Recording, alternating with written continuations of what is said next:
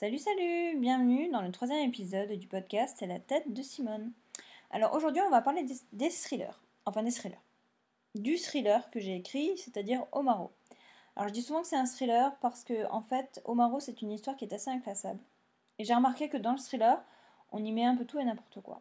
À partir du moment où ça fait frissonner et où il y a du suspense. Alors je vais vous parler d'Omaro et en même temps je vous expliquerai pourquoi je l'ai classé dans le thriller. Ça va être un épisode un petit peu spécial mais bon c'est comme ça. Donc Omaro, ça fait frissonner, donc c'est un thriller, parce qu'on y parle du terrorisme. Et le terrorisme, je connais pas grand chose de plus terrifiant, de plus effrayant.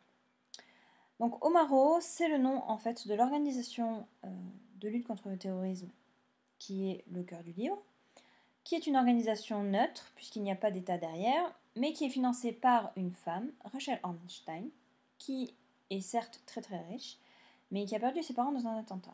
Et comme elle refuse que cette haine se perpétue, qu'elle veut à la fois venger ses parents et empêcher que d'autres personnes ressentent ce qu'elle a pu ressentir, elle décide de bâtir une organisation de lutte contre le terrorisme pour essayer de faire en sorte que ce fléau s'achève. Bon, quand je le dis comme ça, je me rends bien compte que ça ressemble à Batman. J'y peux pas grand chose parce que c'est quand même mon héros préféré. Après son majordome, puisque je porte quand même le nom du majordome et pas de Batman. J'aurais pu m'appeler Simone L. Wayne, mais j'ai pas fait. Mais bon, enfin bref, je digresse. Donc on va revenir à Rachel. Donc Rachel a battu Omaro. Et non seulement elle lutte contre les terroristes, elle essaie aussi de préserver les victimes du terrorisme. Donc il y a une branche d'Omaro qui est spécialisée dans ce travail-là. Mais aussi elle encourage la recherche scientifique. Et c'est cette recherche scientifique qui va lui donner l'idée principale, et qui va faire commencer la trilogie, puisque quand je commence le roman, l'organisation est présente depuis des années déjà, elle est déjà bien rodée, et on arrive au moment où Rachel décide que pour combattre les terroristes, il faut frapper fort, et puisqu'ils aiment les choses grandiloquentes, elle va leur en donner. Donc elle décide de s'allier avec des combattants d'autres religions, puisqu'elle est juive, pour leur montrer qu'une coexistence est possible et qu'une association est possible entre les différentes religions. Mais elle choisit pas n'importe qui, elle veut marquer les esprits. Donc elle choisit de ramener Jeanne d'Arc et Saladin du passé. Donc Jeanne d'Arc, on la connaît, c'est une sainte chrétienne. Saladin, c'est un grand guerrier musulman qui a été sultan. Et elle les fait revenir. Et c'est là où les gens me disent « Mais ton truc, c'est pas du thriller, c'est de la fantaisie. » Alors, non. Puisque la résurrection de Jeanne d'Arc et Saladin, c'est pas de la magie, c'est de la science. Certes, c'est une science qui est évoluée, qu'on ne connaît pas encore, ou en tout cas, si on la connaît, nous, on ne le sait pas. Mais c'est uniquement de la science. C'est du clonage, c'est du voyage dans le temps. Et le voyage dans le temps, ce n'est pas de la magie, ça reste de la science. C'est une science qui est pour l'instant encore théorique, mais c'est une science. Donc, à la limite, ça serait de la SF, mais ça l'est pas vraiment. Et j'hésitais encore avec la qualification thriller, et puis j'ai lu une série dont je perds le nom, mais dont l'auteur s'appelle David Gibbons. Une série où son héros est un archéologue, mais un archéologue pas comme les autres, parce que, bon, il vit des tas d'aventures, mais en plus de ça, à chaque fois qu'il est en contact avec un artefact, il ressent des trucs, il voit des apparitions, il est projeté dans le passé, etc.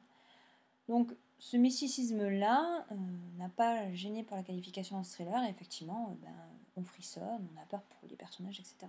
Donc c'est ce qui a emporté ma conviction que Omaro était un thriller. Parce que, évidemment, dans le thriller, à partir du moment où on frissonne, on peut vraiment y mettre beaucoup de choses. Donc je vous avais dit que je mélangerais à la fois la raison pour laquelle j'ai dit que c'était un thriller et l'explication du livre. Donc Rachel, Jeanne d'Arc et Saladin vont être réunis dans cette histoire pour combattre les terroristes. Pardon. Donc dans cette trilogie, il va y avoir à la fois la lutte contre le terrorisme, avec tout ce qu'elle comporte de difficultés et d'actes monstrueux. Et puis l'arrivée de Jeanne d'Arc et Saladin, qui débarquent de leur siècle, qui vont voir le 21e siècle, dont ils avaient une image forcément, parce qu'on a tous une image du futur, qui ne va pas correspondre à leurs attentes. Et voilà, ils vont essayer à la fois de se dire mais enfin comment les hommes ont évolué, et puis de dire bah, finalement il y a des choses qui sont bien, des choses qui sont pas bien, etc. Donc ça va permettre aussi d'apporter une réflexion sur la société qui permet au lecteur voilà, peut-être de se poser quelques questions. Même si c'est pas le but, je pense que vous pouvez aussi le lire juste comme ça, comme une histoire d'aventure si vous aimez l'espionnage ou l'action, voilà. Ou si ces questions vous intéressent du terrorisme, je pense que ça peut vous plaire. Et pour finir, je ne vais pas en parler plus de l'intrigue parce que ça se découvre au fur et à mesure. Déjà, je pense que vous en savez bien assez.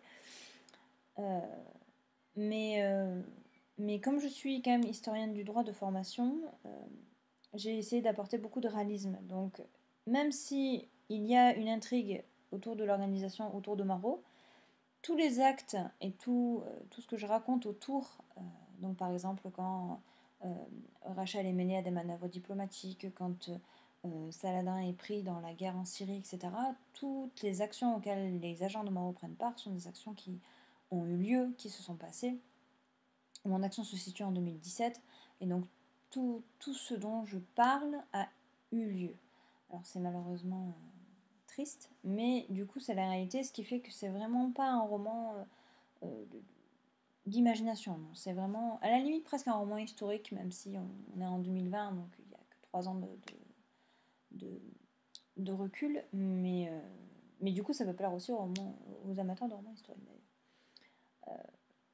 Voilà, donc c'est vrai que j'ai essayé de faire en sorte que ça soit le plus réel possible.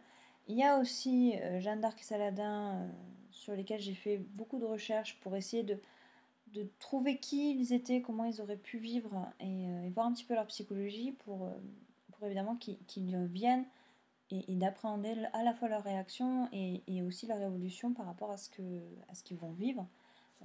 Évidemment, les deux vont s'influencer, ils vont parler avec Rachel, ils vont parler avec d'autres personnes du XXIe siècle, donc ils vont piocher plein d'idées et je trouvais que c'était intéressant aussi voilà, de voir leur façon d'être et comment ils peuvent interagir. Donc je pense que de toute façon, si je me suis trompée, il n'y a qu'eux qui pourront le dire, malheureusement, mais c'est vrai que j'ai essayé quand même d'être un minimum réaliste. Et ça, c'est ma formation qui le souhaite. Donc voilà, donc si ça vous fait envie, c'est du thriller qui peut plaire à énormément de gens, sauf aux amateurs peut-être de fantasy pure, ça, malheureusement, là pour eux, pour le coup, là je ne pourrais rien pour eux.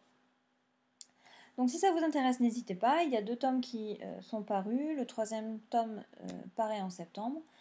Il n'y en aura pas d'autres parce que c'est une histoire qui a été complètement et très terriblement dure à écrire, à la fois pour les recherches, à la fois pour moi, parce que c'est pas des questions faciles. Mais voilà, donc n'hésitez pas. Si vous avez déjà lu les premiers tomes, n'hésitez pas à me dire ce que vous en avez pensé. J'aime beaucoup avoir des retours. Ça me permet de me remettre en question ou de me conforter dans ce que je fais. Si vous avez des questions sur Romaro, n'hésitez pas, j'y répondrai avec plaisir. Et en attendant, je vous dis à bientôt. J'espère que tout va bien chez vous. Prenez soin de vous. Moi, je vous dis au prochain épisode qui se passera donc normalement lundi prochain et qui parlera de la romance. Donc tout un programme. Bisous bisous.